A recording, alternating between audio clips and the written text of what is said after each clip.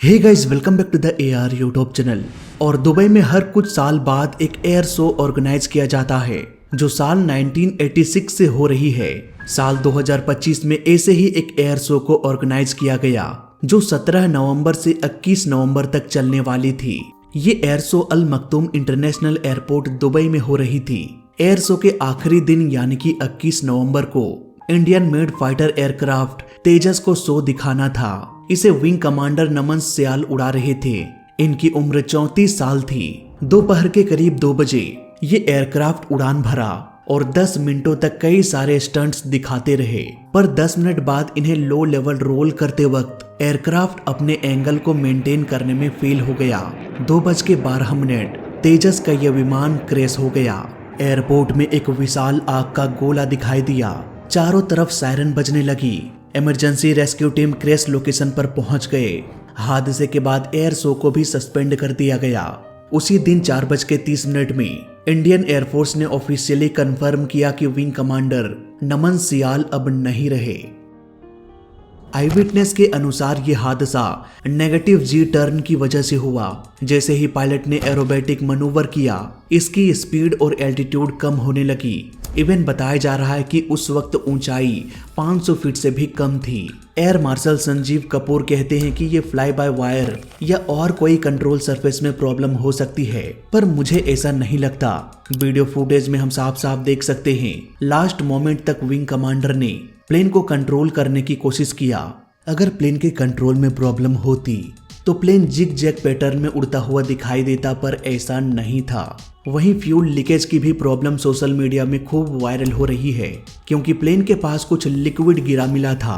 पर मैं आपको बता दूं कि यह फेक न्यूज है जो इंटरनेट में फैल रही है। एक और चीज बड़ी तेजी से फैल रही है, वो है पायलट एरर। इवन हमारे देश की मीडिया भी इसमें शामिल है। पर एक चीज हम यहाँ पर नोटिस नहीं कर रहे हैं, दुबई के एयर शो में पूरी दुनिया की नजर होती है। हम अपने बेस्ट से बेस्ट पायलट इस एयर शो में भेजेंगे ताकि वो बेहतर कलाबाजियां दिखा सके। अगर हम हादसे के आखिरी कुछ पलों के वीडियो फुटेज देखें तो शुरुआत में प्लेन थोड़ा रोल किया, कुछ सेकंड्स के लिए उसी पोजीशन में रहा और फिर अपसाइड डाउन हो गया। इसी दौरान तेजी से एल्टीट्यूड कम होना शुरू हो गया। इस तरह के स्टंट में एल्टीट्यूड बहुत बड़ा रोल निभाता है जब प्लेन को एक सर्कुलर पाथ बनाते हुए फ्लाई करना हो तो, क्योंकि जितना बड़ा सर्कल होगा प्लेन उतनी ही आसानी से स्टंट कर पाएगा। वहीं एल्टीट्यूड जितनी कम होगी उतनी ही अधिक संभावना होगी कि वो ग्राउंड से टकरा जाए। और सबसे बड़ी बात यह है कि इस तरह के स्टंट को करने में पायलट को हाई जी फोर्स का सामना करना पड़ता है। इसके बारे में मैंने पोलैंड में हुए हादसे के दौरान भी बताया था। एक प्लेन को सीधे स्ट्रेट लाइन में उड़ाने के लिए प्लेन के वजन के बराबर लिफ्ट जनरेट करना पड़ता है जो प्लेन का विंग्स करता है। इसे हम वर्टिकल लिफ्ट कह सकते हैं। लेकिन जब प्लेन रोल करता है तो लिफ्ट का एक पार्ट टिल्ट हो जाता है। इसे हॉरिजॉन्टल कंपोनेंट ऑफ लिफ्ट कहा जाता है। इन दोनों फोर्स के विपरीत सेंट्रीफ्यूगल फोर्स और रिजल्टेंट लोड ऐड हो जाता है। ऐसे केस में अगर प्लेन के लिफ्ट को बढ़ाना है तो पायलट को प्लेन के नोज को थोड़ा ऊपर करना पड़ेगा। साफ शब्दों में कहें तो अगर प्लेन को 60 डिग्री में मोड़ देते हैं तो हम ऑलमोस्ट 2G फोर्स को एक्सपीरियंस करेंगे। 2G फोर्स में हमें ऐसा लगेगा कि हमारा वजन 2 गुना हो चुका है। 4G फोर्स में वजन 4 गुना हो जाएगा। यानी आपका वजन अगर 60 kg है तो आपका वजन बढ़कर 240 kg हो जाएगा। यहाँ पर सबसे बड़ी दिक्कत ये होती है कि हमारा शरीर 1G में फंक्शन करने के लिए बना है। इसी G फोर्स में हमारा दिल धड़कता है, दिमाग तक खून पहुँचता है। लेकिन जब fighter pilot high G force को एक्सपीरियंस करते हैं तब बॉडी का सारा खून पैरों में चला जाता है, दिमाग में ब्लड पहुंच नहीं पाता।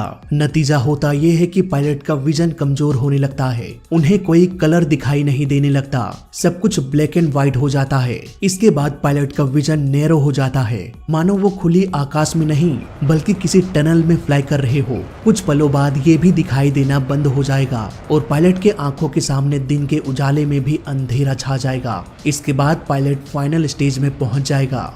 यहाँ पर वो अपना कॉन्शियसनेस खो देंगे। सांसें तो चलती रहेगी पर उनका शरीर मानो कोमा में चला जाएगा। इसके बाद प्लेन बिना किसी कंट्रोल के उड़ता रहेगा। अगर बीच में पायलट को होश आया तो ठीक है, नहीं तो ये कहीं क्रैश हो जाएगा। इस सिचुएशन को कहा जाता है जी लॉक। तो क्या ये पायलट एरर था या कुछ और? इसे समझने के लिए मैंने तेजस का इतिहास और मैन्युफैक्चरिंग पर डिटेल एनालिसिस किया। मिग 21 1963 से भारतीय सुरक्षा में अहम योगदान देते आया है, पर साल गुजरने के साथ साथ ये आउटडेटेड भी होता गया और धीरे धीरे रिटायरमेंट के कगार में आ गया। ऐसे में 1995 तक भारत को फाइटर प्लेन्स की जरूरत पड़ने वाली थी, इसलिए साल 1983 से ही एक लाइट कॉम्बैट एयरक्राफ्ट बनाने का प्लान बनाया गया। 1984 में एरोनॉटिकल डेवलपमेंट एजेंसी एस्टेब्लिश किया गया और ये हिंदुस्तान एरोनॉटिक्स लिमिटेड के साथ मिलकर एक ऐसे ही एयरक्राफ्ट को बनाने वाले थे जो हल्की हो, जिसमें fly by wire control system हो। 1990 में इस प्लेन का डिजाइन बनकर तैयार हो गया। उस वक्त जो इसका डिजाइन वेट था उसके हिसाब से general electric F404 engine enough था। ये approx 85 kilo Newton thrust produce कर सकता है, लेकिन इसके बाद में काफी दिक्कतें आ गई।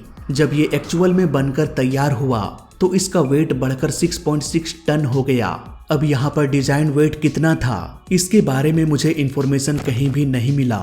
जहाँ तक मुझे जानकारी मिली उसके हिसाब से इस प्लेन का डिजाइन वेट 5.6 टन था, लेकिन जब ये बन के आया तो 6.6 टन हो गया, यानी कि अप्रोक्स 1 टन वेट बढ़ गया होगा। लेकिन इतना वेट बढ़ने के बाद भी सेम इंजन को ही इंस्टॉल किया गया। इंजन में कोई भी फेरबदल नहीं किया गया, जबकि 5.6 टन के हिसाब से general electric F414 engine best होता, जो 98 किलो न्यूटन थ्रस्ट प्रोवाइड कर सकता है। अब क्योंकि F404 इंजन का इस्तेमाल किया गया, इसलिए पावर के मामले में ये थोड़ा कमजोर रह गया। इसलिए बीते कुछ सालों से तेजस को मार्क 2 में अपडेट करने की बात चल रही थी। अब यहाँ पर आपको लग रहा होगा कि मैं इंजन पर जोर क्यों दे रहा हूँ, तो देखो, किसी भी प्लेन में उसका इंजन बहुत बड़ा रोल निभाता है। चाहे स्पीड की बात हो, डॉग फाइट की बात हो या फिर स्टंट करना हो, हर प्लेन में कुछ ना कुछ नेगेटिव पॉइंट्स होता है। लेकिन अगर इंजन पावरफुल रहा तो सब कुछ मैनेज हो जाता है। तेजस का डिजाइन डेल्टा शेप में है, इसलिए विंग्स का फैलाव भी बहुत बड़ा है। ये बड़ा विंग प्लेन को और अधिक लिफ्ट प्रोवाइड करता है। अधिक फैलाव के कारण विंग्स पर भी लोड कम पड़ता है, क्योंकि विंग्स का लोड पूरे प्लेन में डिस्ट्रीब्यूट हो जाता है। Delta wing high angle of attack में भी हेल्प करता है। अचानक से ये ऊपर जा सकता है, नीचे भी जा सकता है। वहीं इसका टर्न रेट भी 30 डिग्री पर सेकेंड है, यानी कि ये फाइटर प्लेन 1 सेकंड में 30 डिग्री मुड़ जाएगा और लगभग 3 सेकंड में पूरा 90 डिग्री मुड़कर ये दूसरे डायरेक्शन में निकल सकता है। लेकिन यहाँ दिक्कत ये होती है कि जब ये मुड़ता है तो लार्ज विंग के कारण ड्रैग बहुत अधिक बढ़ जाता है। ड्रैग बढ़ेगा तो प्लेन का स्पीड कम होने लगेगा और ऐसे में एल्टीट्यूड भी कम होना शुरू हो जाएगा। इसलिए इस तरह के प्लेन में एक पावरफुल इंजन होना बहुत जरूरी हो जाता है। इसके अलावा इस प्लेन का sustain turn rate almost 16 degree है, यानी कि बिना स्पीड और एल्टीट्यूड लॉस किए अगर इसे लगातार मुड़ना है तो वो मैक्सिमम 16 डिग्री तक मुड़ सकता है। जबकि F-16 राफेल जैसे प्लेन का STR 20 से 22 डिग्री पर सेकेंड होता है। एक प्लेन का STR जितना अधिक होगा वो उतनी ही जल्दी मुड़ सकता है। तेजस का STR कम से कम 20 डिग्री पर सेकेंड होना चाहिए था। इतने सारे कमियों के बाद नो डाउट तेजस भी एक बेहतरीन फाइटर प्लेन है। इसका फ्लाई बाय वायर कंट्रोल बहुत अच्छा है, इंस्टेंटेनियस रेट बहुत अच्छा है, पर कहीं ना कहीं ओवरवेट की वजह से सस्टेन टर्न रेट में गड़बड़ी हो गई। अगर प्लेन का इंजन पावरफुल होता या फिर इसका एक्चुअल वेट डिजाइन वेट से अधिक ना होता तो इसका STR लगभग 20 डिग्री हो सकता था। इसलिए तो हमें तेजस मार्क 2 की जरूरत है। सिंपल सा यहाँ फंडा है दोस्तों, डेल्टा विंग्स है तो ड्रैग अधिक होगा, ड्रैग अधिक होगा तो स्पीड जल्दी कम होगा, स्पीड कम होगा तो ये नीचे गिरना शुरू हो जाएगा। ऐसे में एक पावरफुल इंजन प्लेन को गिरने से बचा सकता है। नाउ इतना समझने के बाद आते हैं अपने टॉपिक पर कि पायलट प्लेन को रिकवर क्यों नहीं कर पाया। इसके बहुत सारे कारण हो सकते हैं। मे बी इंजन फेलियर हो सकता है, किसी तरह का थ्रस्ट इशू भी हो सकता है, या फिर maybe high G force की वजह से पायलट से गलती हो गई हो। ये भी हो सकता है कि डेल्टा विंग की वजह से प्लेन को रोल कराते वक्त ड्रैग अधिक बढ़ गया हो और उसी वक्त इंजन उतना थ्रस्ट जनरेट नहीं कर पाया हो कि प्लेन को फिर से रिकवर किया जा सके। सच क्या है ये इन्वेस्टिगेशन के बाद ही खुलासा हो सकता है, लेकिन सेफ्टी इश्यूज के कारण ये सारे रिपोर्ट्स पब्लिक नहीं की जाती। लेकिन फिर भी इन्वेस्टिगेशन से पहले हमें पायलट एरर के कंक्लूजन में नहीं जाना है। ये बात और है कि इन्वेस्टिगेशन को पब्लिक नहीं किया जाएगा, लेकिन हम चाहते हैं कि इसकी निष्पक्ष जांच हो। अगर पायलट एरर भी हो तो क्या वजह थी जिसके कारण पायलट एरर हुआ, उस वजह को सुधारना पड़ेगा। तेजस का टेक्नोलॉजी जहां भी कमजोर पड़े उसका पता लगाने के लिए उसे और बेहतर बनाने की कोशिश किया जाना चाहिए। फिलहाल मैं आपको बता दूं कि तेजस मार्क 1 को अपडेट किया जा रहा है ताकि जिन कमियों के बारे में अभी हमने डिस्कस किया उसे सॉर्ट आउट किया जा सके। फिलहाल इस वीडियो में अभी तक के लिए बस इतना ही।